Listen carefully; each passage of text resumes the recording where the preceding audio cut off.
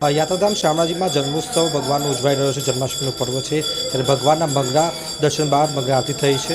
હવે ભગવાનને પંચામૃત સ્નાન કરવામાં આવી રહ્યું છે। ખાસ કરીને પંચદ્રવ્યો સાથે આ પંચામૃત સ્નાન આપ જોઈ શકો છો।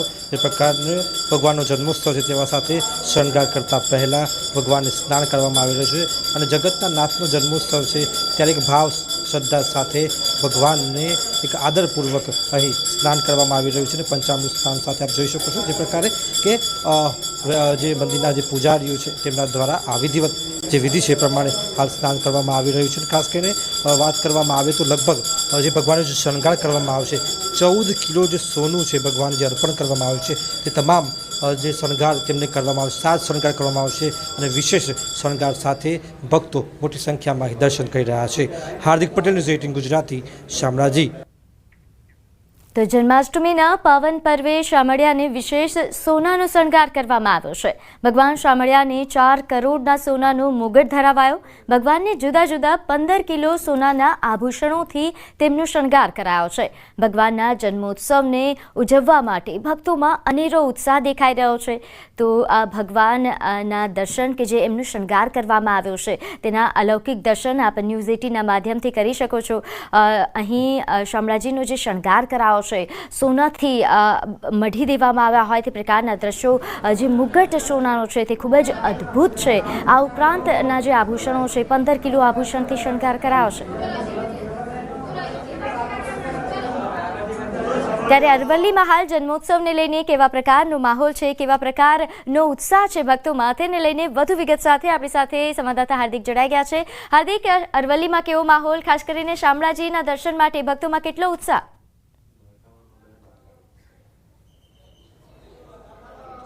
ચોક્કસથી પ્રીતિ, જે પ્રકારે યાત્રાધામ શામળાજીમાં જન્માષ્ટમીને લઈને જે આતુરતા લોકોમાં જોવા મળે છે, ભક્તોમાં જોવા મળે, તમે દ્રશ્યો બતાવીશ કે જે પ્રકારે અહીં હજારોની સંખ્યામાં વહેલી સવારથી ભક્તો ઉમટી ગયા છે। સવારે મંગળા દર્શન બાદ શણગાર આરતી કરવામાં આવી છે અને હવે આપ જોઈ શકો છો કે ભગવાનના દર્શન કરવા માટે જે 7 શણગાર કરવામાં આવ્યો છે, ભગવાને 15 કિલો સોનાનો શણગાર કરવામાં આવ્યો છે। ખાસ કરીને સોનાના આભૂષણો સાથે ભગવાનનો 7 શણગાર, કારણ કે ભગવાનનો જન્મોત્સવ છે તેને લઈને ભક્તો મોટી સંખ્યામાં આવી રહ્યા છે। ક્યાંથી આવો છો આપ? મોડાસાથી। કેવું લાગે છે આજે? સારું લાગે છે।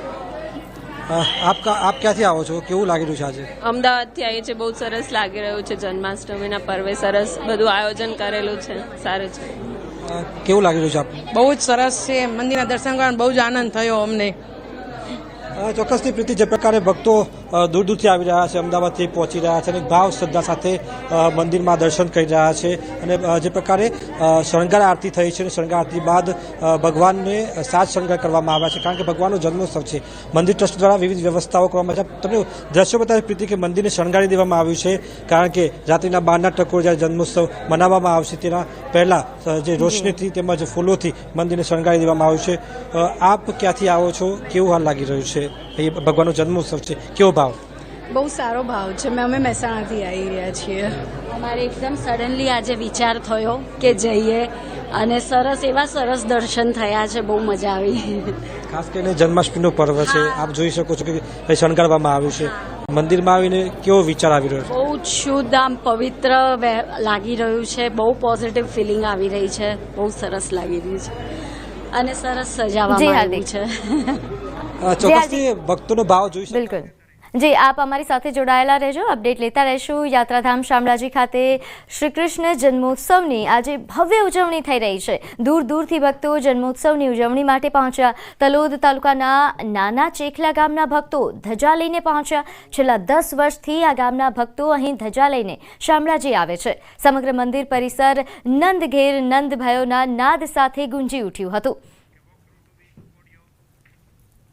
યાત્રાધામ શામળાજીમાં ભક્તોનું ઘોડાપુર ઉમટ્યું છે। ખાસ કરીને નેજાઓ સાથે ભક્તો અહીં પહોંચી રહ્યા છે, ધજાઓ સાથે આપ જોઈ શકો છો કે મોટી સંખ્યામાં સફેદ ધજા સાથે અહીં ભક્તો અહીં પહોંચી રહ્યા છે। ખાસ કરીને ભાવ સાથે આ ધજાઓ, હજારો ધજાઓ ચડાવવામાં આવશે।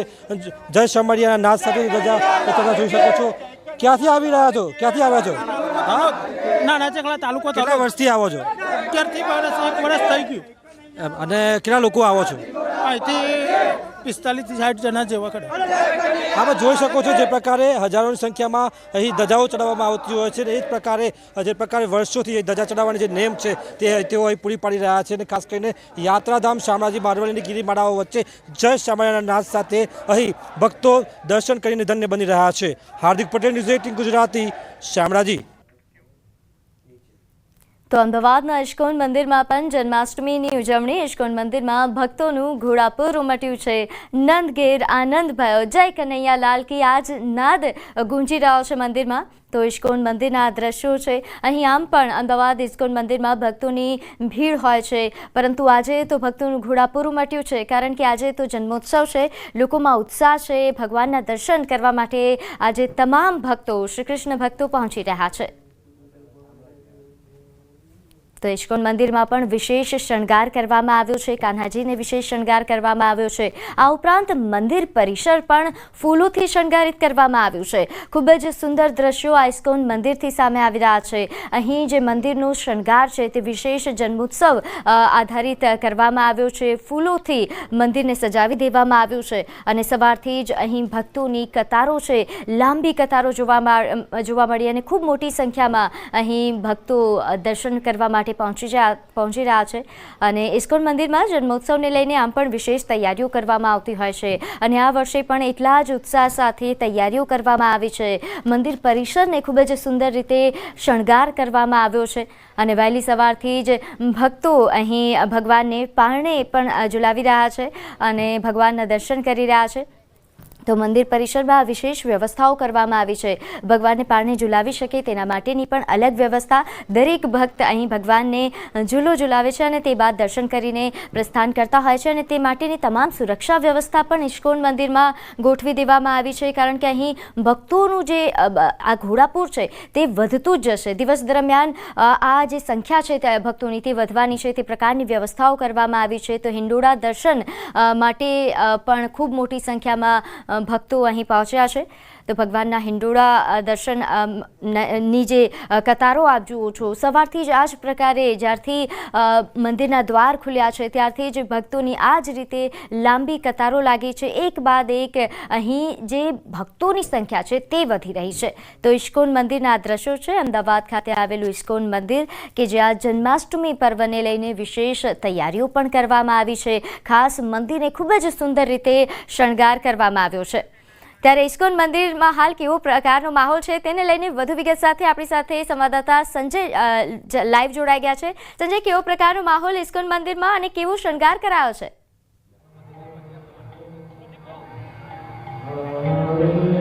બિલકુલ, ભગવાન કૃષ્ણ જન્મોત્સવની તૈયારીઓ જે છે તે ઇસ્કોન મંદિરમાં પણ પૂર્ણ કરી દેવાય છે. હું સીધા દ્રશ્ય ઇસ્કોન મંદિરના આપણે બતાવવાનો પ્રયાસ કરીશ કે હાલ આપ જે જોઈ શકો છો કે ભગવાનને 900 કિલો ફૂલોનો શણગાર કરવામાં આવ્યો છે અને વિશેષ તૈયારી જે છે તે અહીંયા કરવામાં આવી છે. કોઈ પણ પ્રકારની અવ્યવસ્થા ન સર્જાય તેને લઈને ભક્તોની જે અત્યારે ભીડ છે તો એ ભક્તો પણ વ્યવસ્થિત રીતે દર્શન કરી શકે તે માટેની પણ અહીંયા તૈયારી જે છે વ્યવસ્થા કરવામાં આવી છે.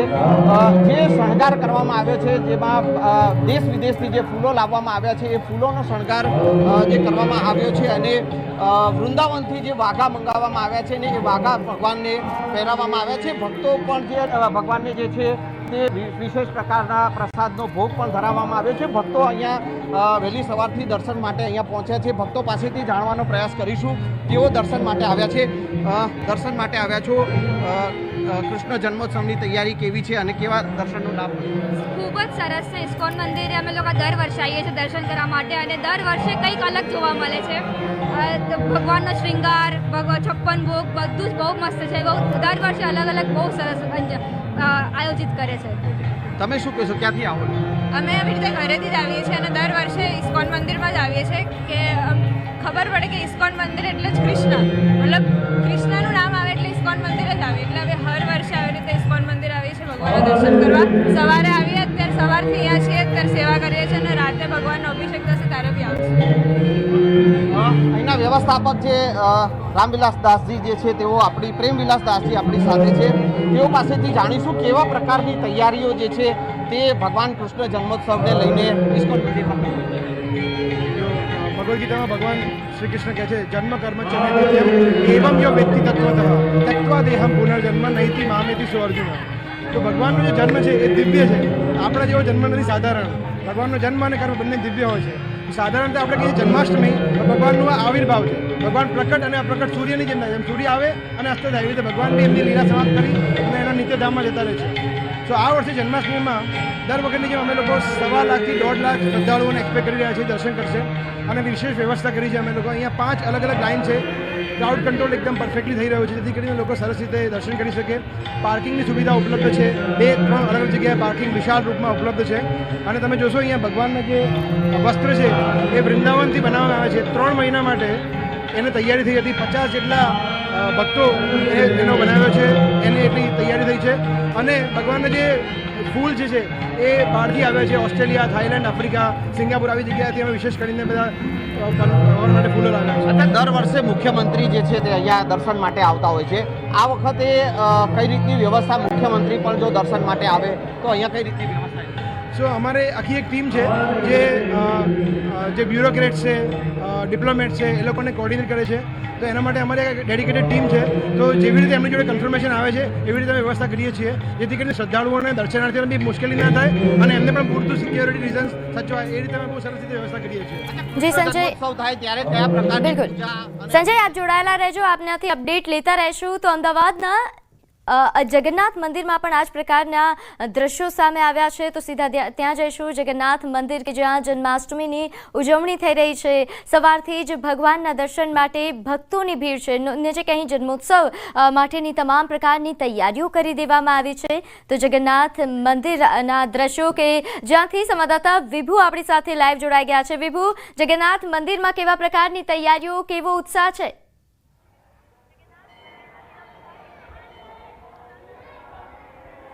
આજે જન્માષ્ટમીનો પર્વ અને જન્માષ્ટમીના પર્વની દેશભરમાં ઉજવણી કરવામાં આવતી હોય છે ત્યારે અમે અત્યારે અમદાવાદના જગન્નાથ મંદિર ઉપર ઉપસ્થિત છીએ કે જ્યાં ભગવાન જગન્નાથ, બહેન સુભદ્રાજી અને ભાઈ બલદેવજીની પણ વિશેષ પૂજા અર્ચના છે તે કરવામાં આવે છે. વિશેષ શણગાર છે તે કરવામાં આવ્યો છે. ફૂલોથી આજે આખો મંદિર પરિસર છે તેને શણગાર કરવામાં આવ્યો છે.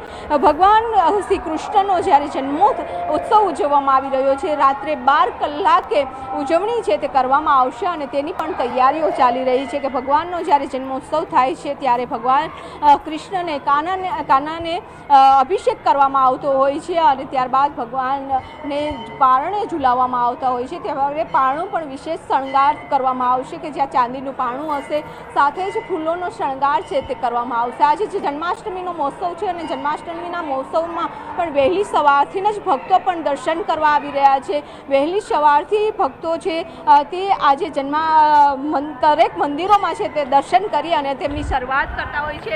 અત્યારે પણ આપ જોઈ શકો છો કે ભગવાન જગન્નાથજી આવી રહ્યા છે.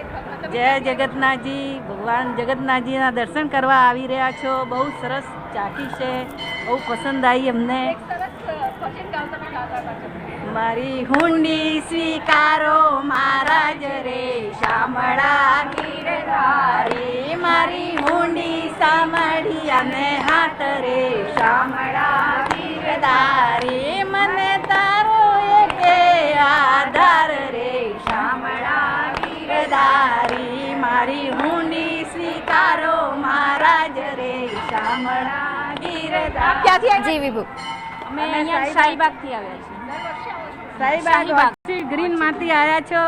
આજે આવ્યા છે દર્શન કરવા, હુંડી લઈને આવ્યા છે જગન્નાથજીને અર્પણ કરવા માટે. જય જગન્નાથ.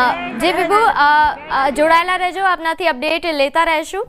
તો આ દ્રશ્યો આપણે જોયા ઇસ્કોન મંદિર અને જગન્નાથ મંદિર કે જ્યાં ખૂબ મોટી સંખ્યામાં ભક્તો સવારથી જ ઉમટી રહ્યા છે. તો આજે ભગવાન શ્રી કૃષ્ણના જન્મોત્સવની દેશભરમાં ઉજવણી કરવામાં આવે છે. દ્વારકા, મથુરા, ડાકોરમાં જન્માષ્ટમીનો અનેરો મહિમા છે. ત્યારે ઉત્તર પ્રદેશના મથુરામાં જન્માષ્ટમીના દિવસે શ્રી કૃષ્ણ જન્મભૂમિ મંદિરમાં મંગળા આરતી કરવામાં આવી અને મંદિરમાં મોટી સંખ્યામાં ભક્તો ઉમટ્યા હતા. ભાવિકોએ મંગળા આરતીના દર્શનનો લાભ લઈ ધન્યતા અનુભવી. તો મથુરાના દ્રશ્યો કે જ્યાં ખૂબ મોટી સંખ્યામાં ભક્તો ઉમટ્યા છે અને કારણ કે કૃષ્ણ જન્મોત્સવની ભવ્ય ઉજવણી મથુરામાં કરવામાં આવતી હોય છે. ત્યાંથી આ દ્રશ્યો.